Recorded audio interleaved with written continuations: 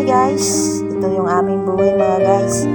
Pag nasa-SIM-Cady kami sa mga Korean at medyo napalapit na sila sa amin, medyo nalulungkot kami kapag sila umaalis. Pero pag lipas ang panahon, yung lungkot nawawala na rin.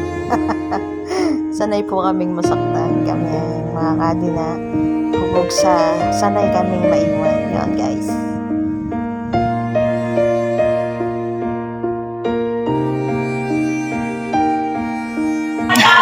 Ma'am, picture mo?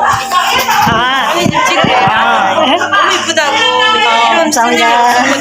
See you next year.